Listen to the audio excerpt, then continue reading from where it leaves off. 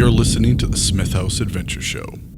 If you were really passionate about something, like on my first operator tour, we did our first mission set was a big mobility op. And actually, I'll send you a picture that I took on that mobility op because it was like car camping with machine guns for weeks. Where like it's like a chopped down Humvee with no doors or top or armor or none of that shit. It's just machine guns and rucksacks hanging on the outside. It's like car camping with machine guns. Fucking awesome. And I was I've been a redneck, man. I grew up in the woods, but, you know, did a little bit of ranching and farming for fun. I had horses as a kid and that kind of stuff. And so I liked off-roading. That was one of my things. Once I started getting that sweet operator pay, I started buying cool off-road rigs and stuff. I was never a gun guy. And so they asked if I like, hey, what do you want? Do you want to be the gunner on the truck or do you want to be the driver? I was like, I want to be the driver. And so I get to off-road for weeks at a time with my buddies in this camping rig. Like, fuck yeah. And the regiment was always good at taking things that guys were already interested in or already had a proclivity for and kind of keeping them in that role. The subspecialty, come back to that, I was a JTAC. On that first operator tour, we got in a gunfight. And I'm gonna say something. This is gonna actually. There's a really great rivalry between snipers and JTACs, and we were in the same squadron. We got along, but like it was a very healthy run. We were getting shot at. We were taking a direct fire, and there was a guy standing in a window with an ICOM radio, like a fucking Zach Morris cell phone thing, calling in his fires. And the ground commander said, like, take the shot. And the guy took the shot, and it wasn't a successful shot. This is a way better story in real life over beer, by the way. But he then pivoted to the JTAC, who was like, he said Daryl killed him. And Daryl brought into, like, he didn't even have to say much on the radio, but he was able to whip in these air assets in close proximity to our friendly guys, using a bunch of mental math and knowing where battle space, tracking where all of our guys were, knowing the greater missions picture, and be able to effect on the ground immediately and effectively. And everything was covered down on it. I'm like sitting here as a lowly operator. My job is to watch through this like little porthole. And I'm like, I don't have any bad guys to shoot. I'm kind of pissed off just because they're not in my purview or whatever. And I remember like looking up at Daryl standing on the roof and I was like, that's the job for me. That one right there. And so when we got home from that deployment, they come into the bay one day and anybody that wanted to go sniper was already probably going to go there. But nobody wanted to go to JTAC because one, you work harder, you carry more radios, you're the heaviest guy in the ground force, you're gone more often. It's no extra pay. You're kind of a radio nerd, but you're also cool. It's a fucking nightmare. But you were the queen of battle. It was dope. You were the ground force commander's right-hand man. You had supreme situational awareness. And you walked around. You're kind of a big dick player. And so when they said that, I was like, I'll go JTAC. And all the boys in the bay like moved away from me. They were like, I don't want what he's got, man. He's got cooties or something. And that's when I started in my subspecialty where I spent the rest of my time as an operator as a JTAC. That's cool. So has it changed now where more people are kind of interested in it, or does it still have that little bit of I got to carry more radios, got to be a little bit more of the math nerd to make sure, you know, or is it still one of those ones where a select few that want to do it will follow that subspecialty? There are some guys that really wanted to do it, especially once we started getting a little bit more active in some of the other kind of battle spaces. A lot of guys want to jump in on that kind of stuff. I think one of the reasons why guys didn't want to go down that road was because one of the things that I got with really lonely, this is going to sound corny, but I got really lonely because there's only one JTAC on a ground force and you're never with your buddies, like detachment integrity, your 6-man crew dudes you go and do training and stuff with. We didn't do that. Anytime a training event would come up, that I would get kind of farmed out to 2 squadron to go chill.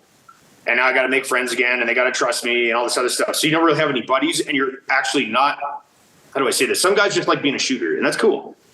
I wasn't bad at it, but I knew that I was capable of more, and I wanted to do the jobs and be good at the jobs that no one else wanted, because that would make me an asset, and that would get me deployed more.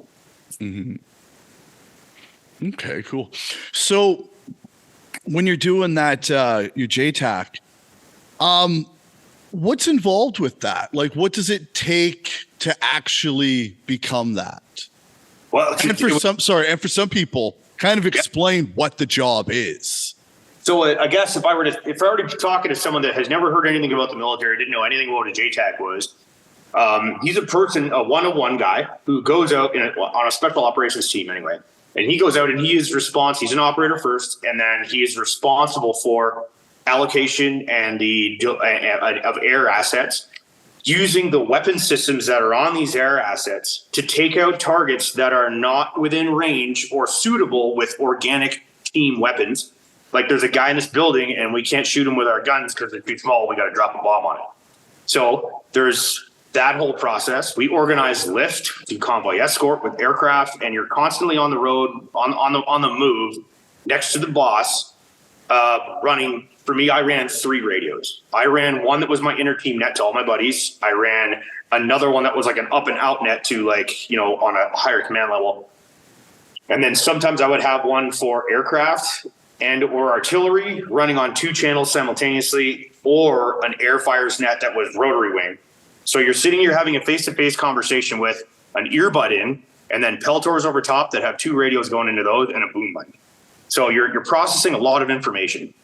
And there's a lot of things where you have to memorize danger close distances for various types of weapon systems for the aircraft that are coming on there.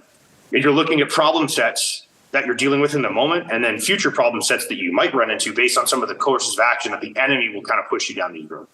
So it's a fairly cognitive job. And I think there's a degree of autism that I think DATACs need to possess in order to be good at it. And I was pretty good at it. I think I was pretty good at it. Awesome.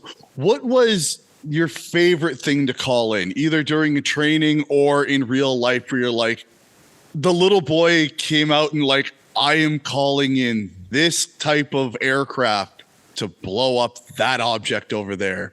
I had 2 experiences that were like, this is my shining moment, Queen of Battle. And one of them was helicopter stuff. I like helicopters, like attack helicopters, like Apaches, Kiowas, and Hueys, and all this stuff, because they operate really low.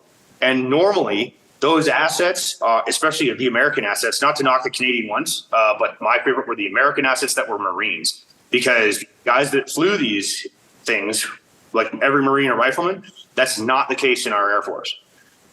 The Marines have their own self-deployed helicopters, and they know what you're doing. They know your ground plan, and they will like buzz around like angry dragonflies and fuck shit up for you. And just being, not say in control, like I'm a control freak, but being the guy that held the big red button for that. And it was like, I had we call it a stack. It's like various aircraft at various levels, like starting at the top with weird planes that have X designations and stuff, down to gunships and then fighter planes and all this other shit, and Chinooks that are going to pick up ammo and drop off more people or move your guys around. I was at the hammer of all of that. But these helicopter guys, man, they're just, like I said, they're angry dragonflies that kind of buzz around over your head, and they see the problems a lot of times before you do, because that's also their job. And just being the guy that was on that team, it was cool because I got part to be a ground team, and I was like, you know, the guy that got to organize and make very efficient the delivery of weapon systems so that we never really got bogged down. That was one. And one night in Iraq, I don't even know if I can tell this story. I'm going to do it anyways. Fuck it. We spent a bunch of time collecting data on a village that had a bunch of real bad guys in it. And the ROEs were satisfied. All of this was legal. And we were conducting like not denial operations, but we were doing, I guess, to put it in layman's terms, I was green lighted to nuke the whole village. And so I spent all night writing down all these grids for all these buildings. And it's a small town, maybe, 40 or some buildings. And it took me a while to dial up and pass up all this targeting data. And I asked for all of this to be delivered in one simultaneous hit. And I was inside of 2 kilometers, and I think it was about DK. And we had a B-1 Bone bomber call sign check in, and they have a weapons payload capacity of carrying 17 2,000-pound bombs, which are on like a big cylinder, and it'll like drop a bomb and it'll rotate and drop a bomb, and there's 3 bays like that. And they can set up and run a profile so that they can drop at altitude all 17 of these weapons, not at the same time, but in very quick succession. But they will self-retard and fly so that the effect on the ground is simultaneous or near simultaneous.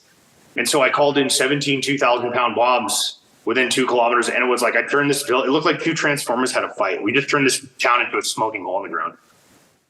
Thanks for your time. Please like, subscribe, and comment to help grow the show. And remember, get back up.